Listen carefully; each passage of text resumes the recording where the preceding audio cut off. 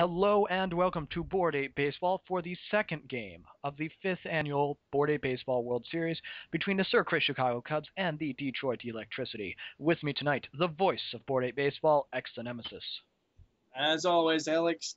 Did I just call you Alex? Anyway, tonight we've got Chris Carpenter going for the Sir Chris Chicago Cubs and David Price going for the Electricity. Pretty big game, too, here, especially for Sir Chris, as the Electricity took the first game 2-1 with a walk-off victory off the bat of Brett Gardner. Yes, and should be a really good pitching matchup. Both pitchers had pretty much mid-3 ERAs in the regular season. Carpenter spent half of his season over with Volch on the Mordor Thrones. And then Carpenter, 2-0 with a 2.05 ERA in the postseason. David Price, also 2-0, but with a 0.60. So, should be a good pitching match. And you may notice they are both pink. Well, now that we've talked up the pitching matchup, I expect this is going to be like an 8-11 game or something like that. Tulowitzki. And 2 straight hits against Pink Price. And the leadoff guy, I can't remember who it is going to go all the way to third and get there just in time. So Luke Scott trying to get his average back above 500 for the entire postseason. Whoa, Granderson was trying to kill that. So anyway, the Cubs, after wasting a multitude of chances last night with get runners a whole on, other chance to try and I don't think they're going to do it this time. Granderson, off the wall, just misses a 3-run shot. And is that going to be a single? That is going to be a single. Oh, Tulo, why did you not go to third? I don't know. No way that could have made it. But A-Rod is going to line out to the right fielder, and Tulowitzki will go to third, throw not in time. So A-Rod... That should have been a sac fly right there. Tulo should have been on third for that. But oh, what are you going to do? But that's only one out. So Loma will step up, and he will ground into a double. Oh, no, it's not a double play. The ball is dropped. And a run scores on the error. Is that the shortstop? So would that be Asdrubal Cabrera? That was on the first baseman, I'm pretty sure. And this one is clubbed into the gap. And that's going to get to the deepest part of the ballpark. Runner comes around to score. It is 3-0 Cubs. That was like fucking laser guided to that tiny little corner there. I know. I'm surprised. Well, if this were any other game, that would have been a triple. Yeah. So Teixeira with a RBI double, and up steps the second best catcher in baseball. And to be fair, if Teixeira were faster. Yeah. And this one is not going to get through. So the error costs them 2 runs. And that would, if it's on the first baseman, it goes to Adrian Gonzalez, and it looks like it will go to him. So Carpenter comes up with a 3-0 lead to start the game. Yeah, so horrible inning for David Price, as this one's grounded to the second baseman and 1 quick out. Yeah, so David Price, who had only allowed 1 run in his first 2 starts of this postseason, now gives up 3 runs in the first. Well, only one of those was earned, so. True. Gonzalez lasers it right at the second baseman, though. Oh, I would be furious if I was Knee. It seems like not a lot of errors in this game, so like to have such a huge one there. This one's inside outed. Will it turn foul? No, it will just come down inside the line, and that's a single for Asdrubal Cabrera. Yeah, so this is a interesting part of the lineup. Asdrubal, Cruz, Butler, and Molina. Molina, the only one of them who's hitting. Butler, the only one of them who's hitting over 200 on this postseason. Ridiculous. But Cruz slaps one, inside outs it, but that'll just turn foul. But, So Cruz clubs this one, foul the other way. Cruz on 0-2, and he's going to hit that one, and it's going to just fall down in front of Granderson. The runner's going to third. The throw is not in time. Aggressive base running by Cabrera as Billy Butler comes up with 2 outs. And a .351 batting average this postseason. Stop it. Good. See, that's what Billy Butler should be doing. Grounds out to end the inning.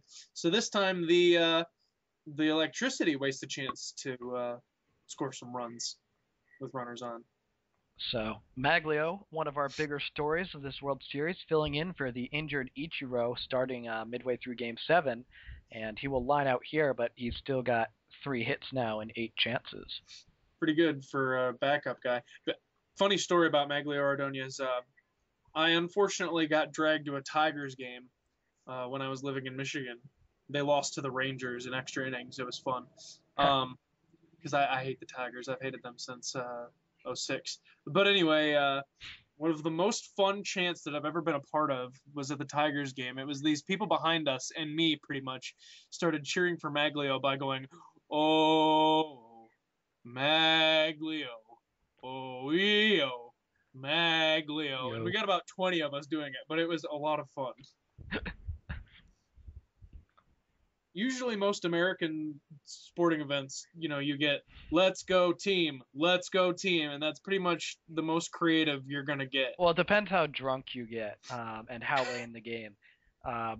See, I was at like the 14th inning of a Red Sox game, and it was all you got what I need, but now Darvish gets that chant. And there was also, I was at a game, and there were these 4 guys. I have never seen people that drunk in public. Like, I've seen people that drunk at parties and at college and maybe even at bars, but never in like a sporting event. And they were all screaming at Ichiro from the center field stands. And I'm pretty sure he heard them because he turned around a few times and was just like, what? And it was just, Ichiro! Oh, man.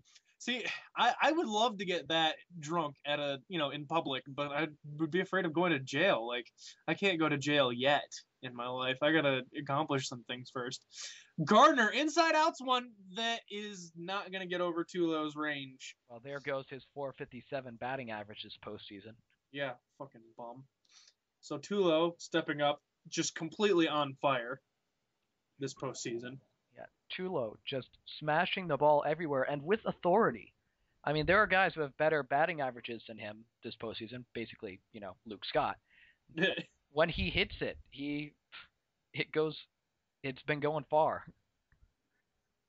Well, I mean, just that series alone, and a rare out recorded against Tulowitzki, and Granderson comes up, and we won't keep harping on it too much, but again, how huge has him staying in from that potential injury been? Because it's one thing to be without Ichiro, who was underperforming, sort of, but to be without Granderson's production for Game 7 and the start of this series. And of note, there are no more outfielders on the Cubs bench right now. So if Ichiro and Granderson had gone injured, we would have had a very interesting spot going on. Lomo would probably have to be put out of position into center field. And then is Lomo the DH then? Lomo. Yeah, so. Interesting. Well, Carpenter cruising thus far. Like I said, he got pretty much all you could ask for to start off with. Is this going to get into the stands? It is. That was hit a ton. Yep. Gonzalez looking to recoup some of the runs lost by that error, but he's not going to do it there. Yeah, when you get lined up with Pink David Price, who's been so dominant in his 2 postseason starts, one of them was a complete game shutout. The other was a 6 innings, 1 earned run. You don't expect to be up 3-0 before you even touch the mound. But seriously, so Carpenter trying to deal with Cabrera, who got on base in his last time up. That was a sick pitch, but Cabrera lays off it. 3-1 from Carpenter. And he gets Cabrera to pop up, but it's going to get into the stands. So, the payoff pitch from Carpenter. He deals. And this one's lifted into right field. The first baseman goes over, and we'll squeeze it for the out. Can you just do me a quick favor? Look at what player are you using? Windows Media Player. All right, I was just going to check if there was anything speed up, because it seems like we get desynced slightly during games. Yeah, I'm at 958. 10, All right. 10:01. Yeah, you're a second ahead of me, but it's not a big deal. Maybe I just click it sooner. Like I found that happens a Well, lot with yeah, Bolsh. but the thing is, it's been like we'll be lined up in like the first inning, and then it'll be like 3 seconds off later in the game. But either way, here we are in oh god, I hope it's the fourth inning. Is it? Oh yeah, fourth inning. I'm kind of paying attention. And the leadoff base hit for Lomo, Lomo. dreading the idea of playing center field if any more of the outfielders get injured. It was right in on the hands, and whoever hits after Lomo, Teixeira, tried to inside out that. Couldn't do it. Just couldn't do it. It almost got out of the reach of the second baseman, Utley. Man, So, Ruiz up. I wish Carlos Ruiz were better so I could make Magic School Bus references with him, but no, he's not worthy of Carlos. Carlos Gonzalez is not Carlos Ruiz. What is that? Carlos? I know there was a Magic School Bus topic recently, and I never watched Magic School Bus, and I was like, why is everybody going Carlos? There's the token Hispanic kid on the show, Carlos, is always making like these really like facepalm worthy jokes, and like throughout the entire show he'll make all the jokes about like when they're getting ejaculated on by a fish or whatever that topic is about. And you'll just have the entire group go, Carlos. Wow. I'm seeing that scene makes me really happy that I did miss out on Magic School Bus Mind, because that was wow. How did somebody thought that would, as Carpenter strikes out Billy Butler, how did someone approve that for children's television? Like, dude, they thought. Never watched Animaniacs? I saw the scene from Animaniacs with the fingerprints, but I assumed that was like a one-off thing. They've had a lot of stuff on shows like that just got past the radar, God knows how. Would never happen nowadays. Mm-hmm. So anyway, 4 scoreless for Chris Carpenter. Price seems to be settling in here, but that first inning, brutal. Carlos. I'm trying to see if I can find.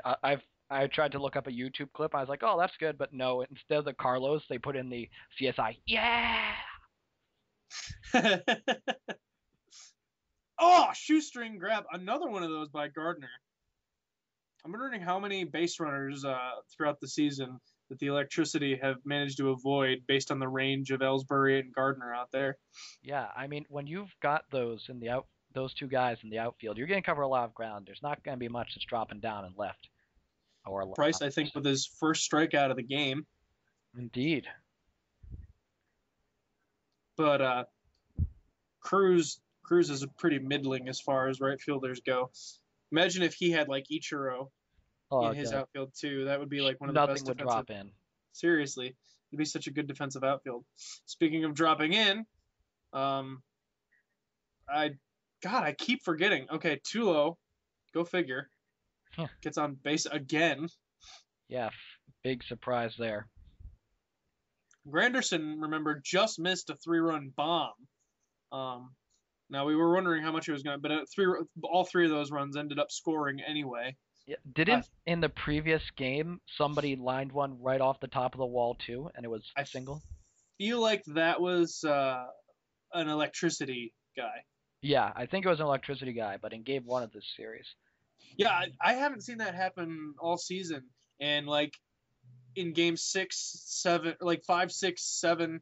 In this, I think, in game 1 and 2, I think it's happened like 5 games in a row. Yeah, these like top of the wall singles. I mean, like I expect that shit at Fenway where it can bounce off it can just be a line drive, bounce off the wall, and you throw it back in. All right, I get that. How do you do that at any other park? Well, it's because all of these players are slow as fuck. Yeah, that's true. What we've learned from 4-8 baseball is fuck athletes.